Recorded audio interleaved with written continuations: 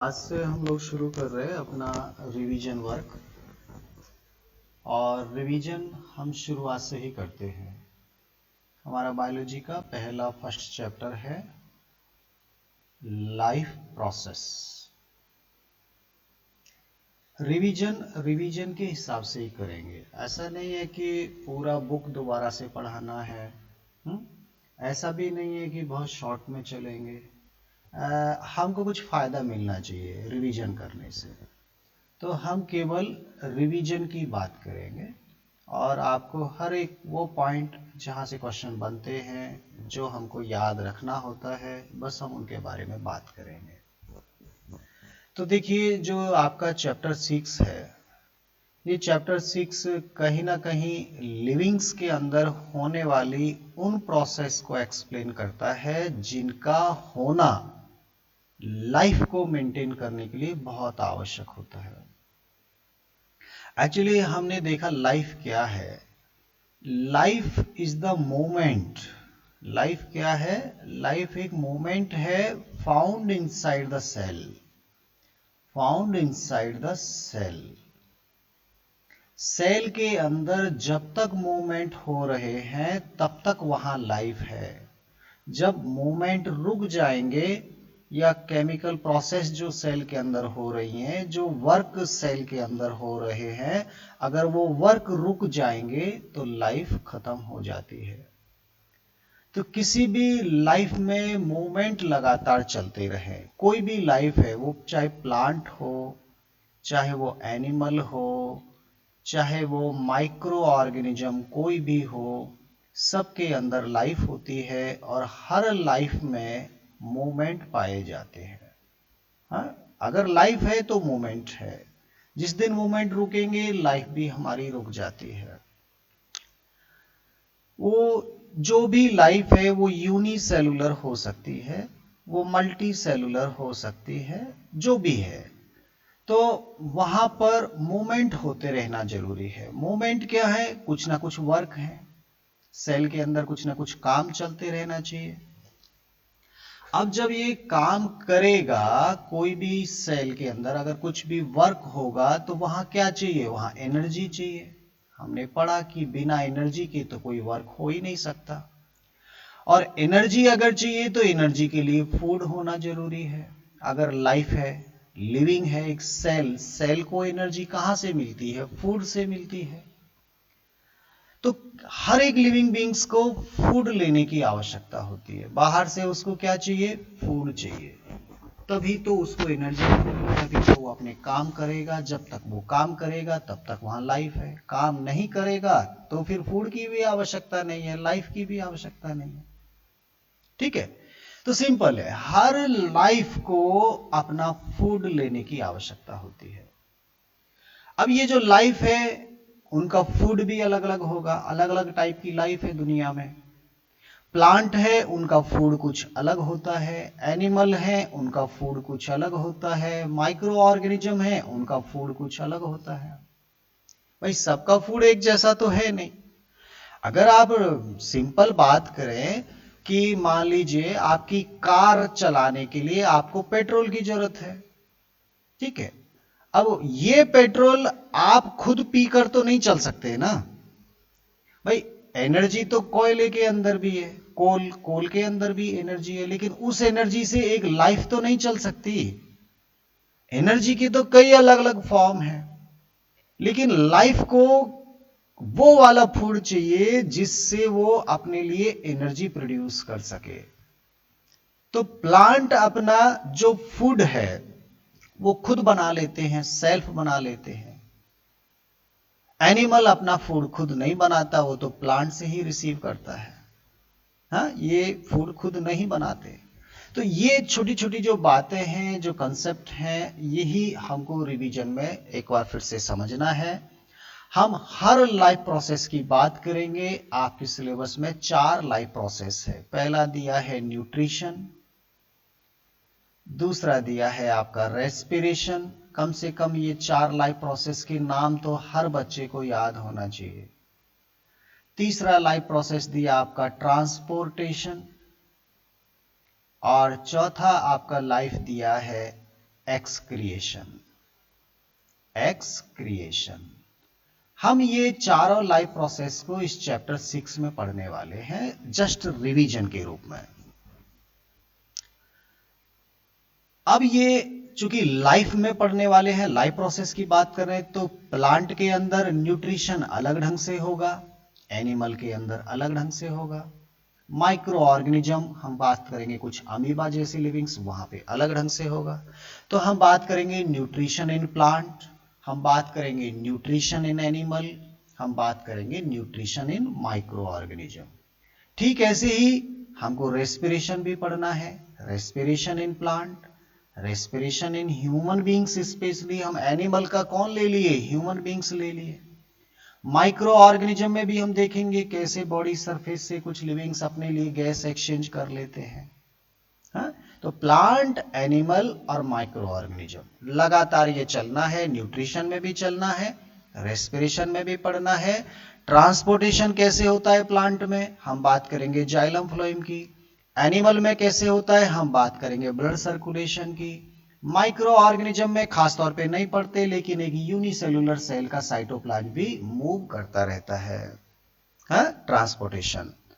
Excretion, कुछ body के अंदर वेस्टेज बनेंगे, उन वेस्टेज को प्लांट कैसे रिमूव करता है, एनिमल में ह्यूमन बींग्स कैसे रिमूव करता है, और माइक्रो ऑर्गेनिज्म भी अपना एक्सक्रीशन कैसे करते हैं, ये भी हम थोड़ा सा देख सकते हैं।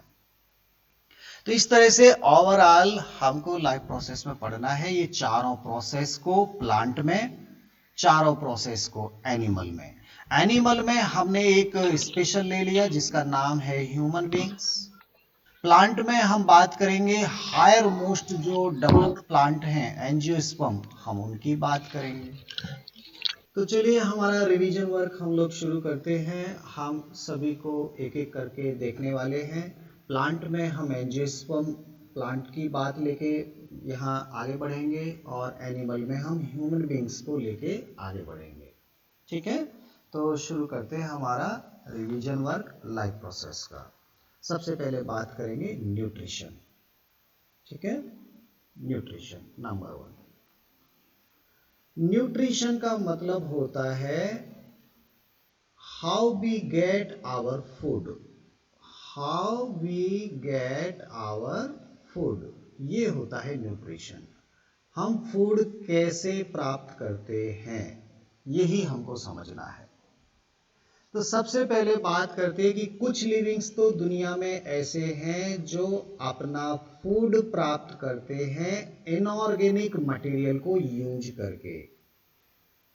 इनऑर्गेनिक मटेरियल को एब्जॉर्ब करते हैं अपने सराउंडिंग से, खासतौर पे सॉइल, वाटर और एयर का इस्तेमाल करते हैं। Soil, water, air. सॉइल में होते हैं बहुत सारे मिनरल्स। तो सॉइल, वाटर, एयर जो इनऑर्गेनिक केमिकल का इस्तेमाल करके जो अपना फूड प्रिपेयर करते हैं, अपना फूड बनाते हैं, अपना खुद सेल्फ मेकिंग, जो अपना खाना खुद बना लेते हैं, उन लिविंग्स को हम बोलते हैं ऑटोट्रॉप्स। उनको क्या बोलते हैं, ऑटोट्रॉप्स।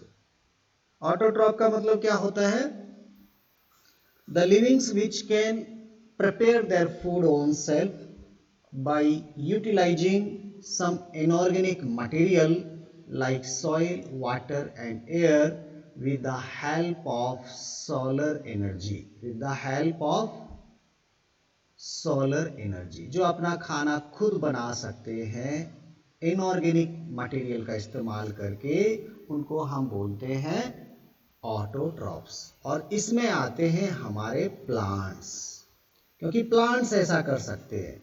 वो एयर की बात करें तो यहाँ से कार्बन डाइऑक्साइड का इस्तेमाल कर सकते हैं, वाटर पूरा वाटर इस्तेमाल कर सकते हैं, और सॉइल में से बहुत सारे मिनरल्स, खासतौर पे नाइट्रोजन, फास्फोरस, पोटेशियम, इनका इस्तेमाल करते हैं।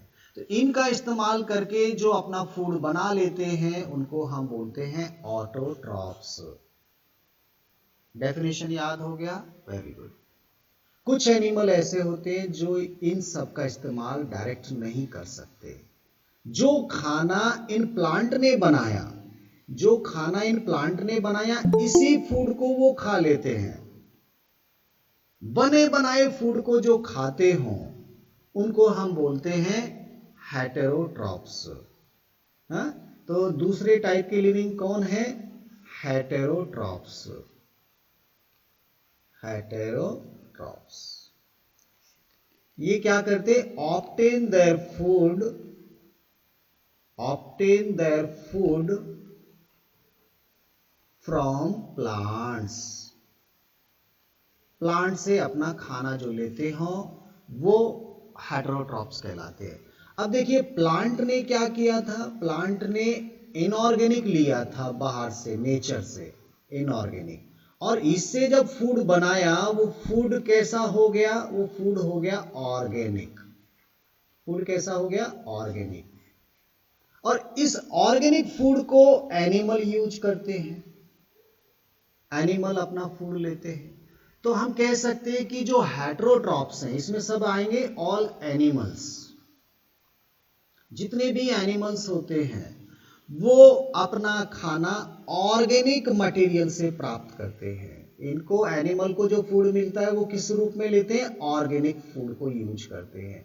प्लांट अपना खाना किस तरह से यूज करते हैं? वो इनऑर्गेनिक से खुद बनाते हैं। प्लांट तो खुद बनाते हैं, ये बनाते नहीं है। प्लांट ने जो बनाया ऑर्गेनिक फूड उसी का इस्तेमाल करते हैं। तो हमको दो डेफिनेशन याद होना चाहिए, ऑटोट्रॉप्स और हेटेरोट्रॉप्स। मुझे लग रहा है सबको याद भी है। ठीक है, ये इनऑर्गेनिक को ऑर्गेनिक में चेंज करते हैं और ये ऑर्गेनिक का ही इस्तेमाल करते हैं। ठीक है, ये ऑर्गेनिक फूड इस्तेमाल करते हैं। ये हमारा हो गया ऑटोट्रॉप्स और हेटेरोट्रॉप्स का कंसेप्ट। अब हम बात करेंगे कि आखिर प्लांट अपना खाना खुद कैसे बनाते हैं। How plant obtain their food, यही हमारा मेन है। तो प्लांट अपना खाना कैसे बनाते हैं? Plant have the power of photosynthesis. Plant have power of photosynthesis. ये क्या होता है फोटोसिंथेसिस? सर ये बचपन से पढ़ते आ रहे हैं। हाँ, फोटोसिंथेसिस। फोटोसिंथेसिस में क्या होता है? प्लांट के पास ऐसी पावर होती है कि वो सनलाइट की एनर्जी का इस्तेमाल करके एयर से कार्बन डाइऑक्साइड लेगा और नीचे रूट से यहां पर पानी पहुंचेगा। तीन चीज पहुंची उसके पास। किसके पास? लीव्स के पास। और लीव्स में मौजूद है क्लोरोफिल नाम का पिगमेंट, क्लोरोफिल।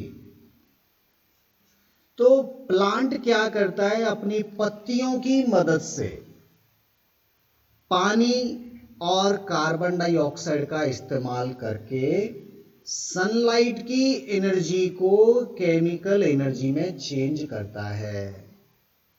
फोटोसिंथेसिस में क्या होता है? Solar energy change into chemical energy. ये काम होता है प्लांट के अंदर और इस प्रोसेस को बोलते हैं फोटोसिंथेसिस। केवल प्लांट ऐसा क्यों कर पाते हैं, एनिमल ऐसा क्यों नहीं कर पाते? क्योंकि प्लांट की हर सेल में होता है क्लोरोफिल, और क्लोरोफिल वो केमिकल है जो इस सोलर एनर्जी को स्टोर कर सकता है और उसे केमिकल में कन्वर्ट कर सकता है। अगर एनिमल की सेल में भी क्लोरोफिल होता और ऐसी मैकेनिज्म अगर हमारे अंदर भी होती तो हम भी ऑटोट्रॉप्स ही बन जाते, लेकिन हमारे पास ऐसा नहीं है। हम क्या हैं? हम तो हेटेरोट्रॉप्स हैं। हमको तो ऑर्गेनिक फूड चाहिए बना बनाया। तो प्लांट ऐसा कर सकते हैं फोटोसिंथेसिस में कि वो इनऑर्गेनिक का इस्तेमाल करके ऑर्गेनिक बनाते। इस लीफ में क्या बनेगा? फूड कौन सा बनेगा? ऑर्गेनिक फूड बनेगा। ऑर्गेनिक फूड में क्या क्या होता है ये भी जानना चाहिए। एक ऑर्गेनिक फूड में क्या क्या शामिल है? ऑर्गेनिक फूड में शामिल है कार्बोहाइड्रेट, ऑर्गेनिक फूड में शामिल है प्रोटीन, ऑर्गेनिक फूड में शामिल है फैट। खास तौर पे तीन ऐसे कंपोनेंट हैं जो प्लांट बनाते हैं और इनका ही इस्तेमाल एनिमल करते हैं। हमारे फूड में ये तीनों चीज होना चाहिए। इसके अलावा विटामिन और मिनरल्स भी होते हैं, वो चीज अलग है, विटामिन एंड मिनरल्स। ठीक है, तो प्लांट ये सब बनाने की पावर रखते हैं, प्लांट ही बनाते हैं।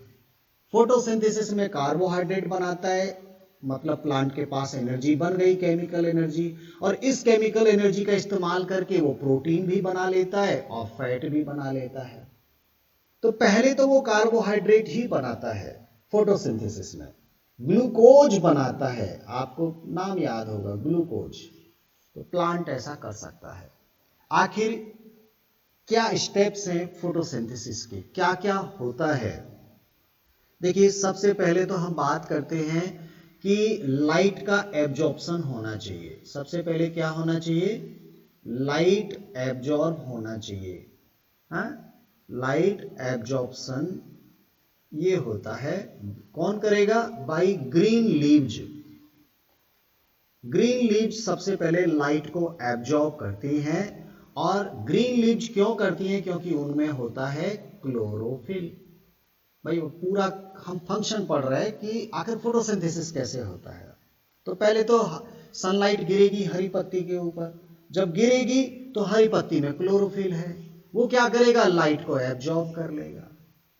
लाइट जब आ गई पत्ती में तो फिर इससे क्या होगा? नंबर 2 क्या होगा? उस पत्ती के अंदर जो पानी है, वाटर मॉलिक्यूल है, हाँ, तो H2O वाटर मॉलिक्यूल, ये जो वाटर है, वाटर विल स्प्लिट, ये टूट जाएगा, स्प्लिट हो जाएगा। हाँ, क्या हो जाएगा? पानी टूट जाएगा। टूटने से क्या बनाएगा? पानी टूटेगा, H2O टूटेगा तो हाइड्रोजन गैस बनाएगा और ऑक्सीजन गैस बनाएगा। ठीक है, तो ये ऑक्सीजन गैस तो इवॉल्व हो जाएगी, पेड़ इस गैस को छोड़ देता है, इसके कोई काम की नहीं है गैस। हाँ, थोड़ा बहुत काम की तो है, ऐसा तो नहीं बोलेंगे कोई काम की नहीं है, लेकिन इतनी ज्यादा बनती है कि मोस्ट ऑफ गैस तो रिलीज कर देता है एटमॉस्फेयर में।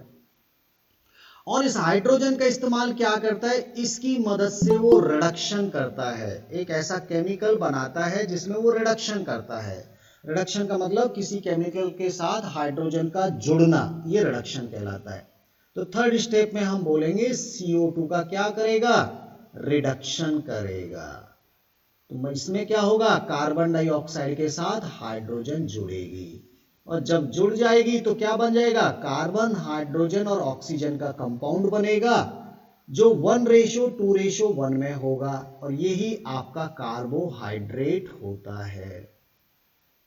अगर 6 कार्बन डाइऑक्साइड को 6 वाटर मॉलिक्यूल के साथ जोड़ दिया जाए, सनलाइट अगर यहां मौजूद हो और क्लोरोफिल भी अगर मौजूद हो, तो यहां बनता है C6H12O6, ये ग्लूकोज बनता है, और यही हमारा क्या है?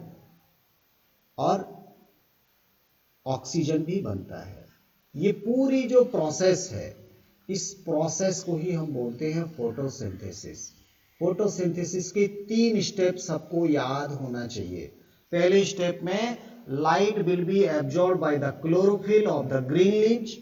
Number 2, this light energy will be helpful to break down the water molecule into hydrogen and oxygen, and this oxygen will be evolved, and the hydrogen will be utilized for the reduction of carbon dioxide in the third step.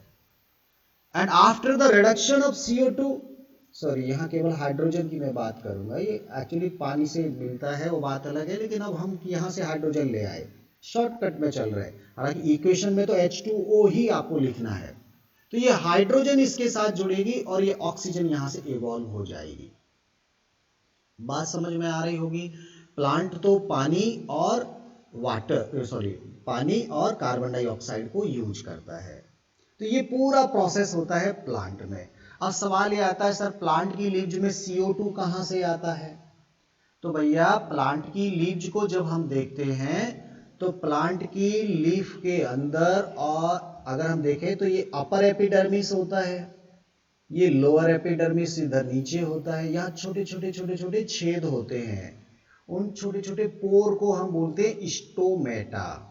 उन पोर को क्या बोलते हैं? Stomata. वहां से हवा अंदर जाती है और अंदर जो सेल है उनको उस एयर से कार्बन डाइऑक्साइड मिल जाती है, और ऊपर से सनलाइट आ रहा है, इधर से पानी आ रहा है, तो हर चीज यहाँ लीफ की सेल को उपलब्ध करा दी जाती है। अब स्टोमेटा क्या होता है? ये छेद क्या होता है? एक्चुअली स्टोमेटा में दो गार्ड सेल होती हैं। ये गार्ड सेल होती है। ये गार्ड सेल का जो अंदर का वॉल है ये थोड़ा काफी थिक होता है, अंदर वाला लेयर थोड़ा मोटा होता है, जो स्टोमेटा को ओपन और क्लोज करने में मदद करता है। ये छोटा सा ये छेद है, इसको बोलते हैं स्टोमा। हाँ? और ये गार्ड सेल है, इसमें न्यूक्लियस भी होता है, प्लास्टिड भी होता है, सब कुछ इसमें होता है। इसके आसपास कुछ सब्सिडरी सेल होती हैं, कुछ आसपास की सराउंडिंग सेल होती हैं। अब क्या होता है कि अगर इस सराउंडिंग सेल का पानी गार्ड सेल के अंदर जाएगा तो गार्ड सेल में स्वेलन होती है, और स्वेलन होती है तो स्टोमेटा ओपन हो जाते हैं। स्टोमेटा क्या हो जाते हैं? ओपन हो जाते हैं। अगर गार्ड सेल का पानी वापस इन सब्सिडरी सेल में आ जाएगा तो ये पिचक जाती हैं, श्रिंक हो जाती हैं, और श्रिंक हो जाएंगी तो स्टोमेटा क्लोज हो जाता है। तो आपसे एक नंबर में ये भी पूछा जा सकता है कि स्टोमेटा कैसे खुलते हैं, कैसे बंद होते हैं। आप बोलेंगे whenever the guard cell will swell, the stomata will be open, and whenever the guard cell will shrink, the stomata will be closed. So plant have mechanism to open and close the stomata as per requirement of the plant. अगर ये stomata unwanted समय ज्यादा देर खुलेंगे तो plant का पानी loss हो जाता है वेपर के रूप में, उसे हम क्या बोलते हैं? इवेपोर, इसको बोलते हैं ट्रांसपीरेशन। ट्रांसपीरेशन होता है। तो प्लांट में ट्रांसपीरेशन नहीं होना चाहिए या होना चाहिए, ये थोड़ा सा विवाद की बात है। ट्रांसपीरेशन होता है तभी पानी ऊपर चढ़ता है, ट्रांसपीरेशन ज्यादा हो जाएगा तो लॉस हो जाएगा पानी का। तो एक बैलेंस वे में जितना जरूरत है उतना ही स्टोमेटा को खोला जाता है और उतना ही स्टोमेटा को बंद किया जाता है। तो इस तरह से मैं जस्ट एक रिवाइज आपको कराया, प्लांट अपना खाना कैसे बनाते हैं, कैसे स्टोमेटा खुलते हैं, कैसे स्टोमेटा बंद होते हैं। अब हेटेरोट्रॉपिक न्यूट्रिशन की हम बात कर लेते हैं। तो यहाँ पर जो एनिमल होते हैं वो अपना खाना खुद नहीं बनाते, बल्कि वो दूसरे से ऑर्गेनिक फॉर्म में फूड रिसीव करते हैं। हेटेरोट्रॉपिक, हाँ, तो ये अपना फूड किस रूप में रिसीव करते हैं? ऑर्गेनिक फॉर्म में रिसीव करते हैं। तो हम सीधा सीधा देखते हैं अमीबा कैसे अपना फूड लेता है। तो अमीबा एक यूनिसेलुलर यूकैरियोटिक है, फूड यहाँ पे पड़ा हुआ है, ठीक है। तो अमीबा क्या करता है, इस फूड के चारों तरफ, चूंकि सेल वॉल तो है नहीं इसके पास, तो अमीबा क्या करता है, इस फूड के, यहाँ फूड है तो इसके आसपास कुछ इस तरह से अपना इसको कवर करना शुरू करता है। इनको बोलते हैं स्यूडोपोडिया। इनको क्या बोलते हैं? स्यूडोपोडिया। तो इसके बाद फिर क्या होता है, अमीबा धीरे धीरे इस फूड को अपने चारों तरफ इस तरह से करना शुरू करता है, ये इस तरह से, हाँ, और फाइनली क्या करेगा, इसको अपने अंदर ले लेगा और ये एक वैक्यूल के अंदर बंद हो गया फूड। ये यहाँ से टूट जाएगा तो ये वैक्यूल बन जाएगी, इसे बोलते हैं फूड वैक्यूल। और यहाँ पर इसका डाइजेशन हो जाएगा और बढ़िया से जो कुछ भी उसमें अच्छी अच्छी बातें हैं, जो फूड है उसको यूज कर लेगा, और बाद में फिर क्या करेगा, इस वैक्यूल को अपने किसी साइड में टर्मिनल में लेके जाएगा। और अब ये कचरा हो चुका है, अच्छी अच्छी चीज तो इसमें से निकल गई, और अब इसको ये बाहर रिलीज कर देता है। बिल्कुल ठीक ऐसे ही ये बाहर रिलीज कर देगा, ये आपका बाहर हो जाएगा। तो ये एक सिंपल सा तरीका था छोटे से स्मॉल एनिमल में। हमको तो पढ़ना है कि ह्यूमन बींग्स में न्यूट्रिशन कैसे होता है। तो चलिए सीधा सीधा बात करते हैं न्यूट्रिशन इन ह्यूमन बींग्स, ठीक है। जस्ट एक हम रिवीजन कर रहे हैं, तो यहाँ पर मैं ज़्यादा डीप में नहीं जा रहा हूँ। हम बात करेंगे nutrition in human beings. Nutrition in human beings. तो ह्यूमन बींग्स का फूड कैसा होता है? फूड होता है इसका ऑर्गेनिक। फूड में क्या क्या होता है? फूड में होता है कार्बोहाइड्रेट, फूड में होता है प्रोटीन, और फूड में मेनली होता है फैट। ये 3 चीज होती है। अब फूड किसको चाहिए? ह्यूमन बींग्स की बॉडी को फूड चाहिए कि बॉडी के अंदर मौजूद हर लिविंग सेल को फूड चाहिए? एक्चुअली हर लिविंग सेल को फूड चाहिए। फूड बॉडी को थोड़ी चाहिए, बॉडी तो खुद सेल से बनी है ना। ये बॉडी है, बॉडी में तो करोड़ों सेल हैं, हर सेल को फूड चाहिए। तो फूड इन सेल के पास कैसे पहुंचेगा, सवाल ये है। तो उसके लिए स्पेशल एक सिस्टम पाया जाता है हमारे बॉडी में, जिसे बोलते हैं डाइजेस्टिव सिस्टम। उसको क्या बोलते हैं? Digestive system. तो ह्यूमन बींग्स के अंदर वेल डेवलप्ड डाइजेस्टिव सिस्टम होता है, जो फूड को छोटे छोटे पार्ट में तोड़कर इस लायक बना देता है कि हर सेल वो फूड आसानी से ले ले। तो डाइजेस्टिव सिस्टम यहाँ पे होता है। और जब फूड माउथ से एंटर करके एनस से वेस्टेज निकलेगा, उस वक्त ये हमारी body small after digestion food के जो पार्टिकल्स बनेंगे उनको एब्जॉर्ब कर लेगा और ब्लड उनको हर सेल तक भेज देगा, ट्रांसफर कर देगा। ठीक है ना? तो ये डाइजेस्टिव सिस्टम हमको समझना है कि हमारा फूड किस किस रास्ते से आगे बढ़ता है, कहाँ पर हमारी बॉडी इसको एब्जॉर्ब करती है, क्या ये तरीका है, ये हमको देखना है न्यूट्रिशन इन ह्यूमन बींग्स। मुझे लग रहा है कि आज का क्लास थोड़ा सा अब ज़्यादा नहीं हम लोग कर पा रहे। आज थोड़ा यहीं पे हम लोग रुकते हैं, और कल की क्लास में ह्यूमन डाइजेस्टिव सिस्टम करते हुए ह्यूमन रेस्पिरेटरी सिस्टम तक हम लोग फिनिश